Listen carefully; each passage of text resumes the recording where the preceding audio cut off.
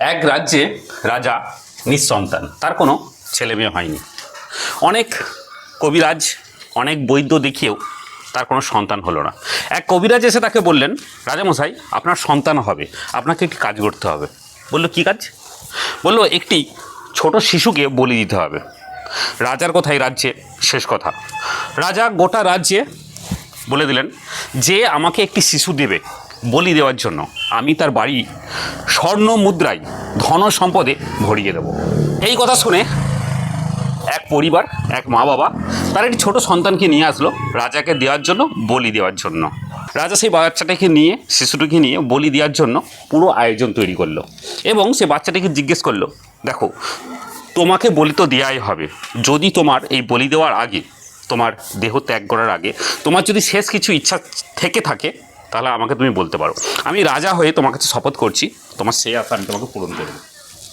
তখন সে বাচ্চাটি বলল, রাজামশাই আমাকে কিছু মাটি এনে দিন, যে মাটিটা নরম হবে। মাটিটা এনে দেওয়ার পর বাচ্চাটি 4টে ছোটো ছোটো ঘর তৈরি করলো এবং তৈরি করার পরে প্রত্যেকটি ঘরকে পা দিয়ে ভেঙে দিল। শুধুমাত্র একটি ঘর থেকে গেল। প্রথম ঘরটি ভাঙলো, দ্বিতীয় ঘরটি ভাঙলো এবং তৃতীয় ঘরটিও ভাঙলো। এই দেখে রাজামশাই একটু অবাক হলো। তখন রাজামশাই জিজ্ঞেস করলো, তুমি সমস্ত ঘরগুলো তৈরি করলে এত যত্ন সহকারে, কিন্তু আবার ভেঙে দিলে কেন? কারণটা কি? তখন বাচ্চাটি বলল, রাজামশাই প্রথম ঘর যেটা ভাঙলাম এটা হলো আমার মা বাবার ঘর। যে মা বাবা আমাকে জন্ম দিল, ছোট করে মানুষ করলো, সেই মা বাবাই কিনা টাকার জন্য, ধন সম্পদের জন্য আমাকে আপনার কাছে বিক্রি করে দিল।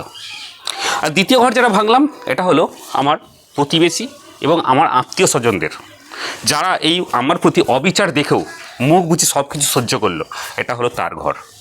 আর 3 নম্বর ঘরটা হলো আপনার ঘর। রাজামশাই আপনার ঘর, হ্যাঁ, আপনি রক্ষক হয়ে ভক্ষকে পরিণত হলেন। আপনি নিজের সন্তান নেবেন বলে আমাকে, একটা ছোট শিশুকে বলি দেওয়ার জন্য আপনার একটু তো কুণ্ঠাতো বোধ হলো না। 3 নম্বর ঘরটি হলো আপনার। আর 4 নম্বর ঘরটি হলো ঈশ্বরের। আমি সব কিছু ঈশ্বরের কাছেই ছেড়ে দিয়েছি। তখন রাজামশাই এই সমস্ত দেখে কেঁদে ফেললো এবং বাচ্চাটিকে জড়িয়ে ধরলো। বলল, আজ থেকে তুমিই আমার সন্তান, তুমিই আমার ছেলে। এই রাজ্যের সমস্ত ভার ভবিষ্যৎ তোমারই উপরে বর্তাবে।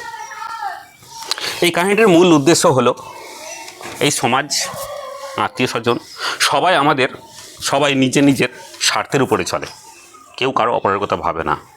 যদি আমাদের কথা কেউ ভেবে থাকে, তিনি হলেন ঈশ্বর।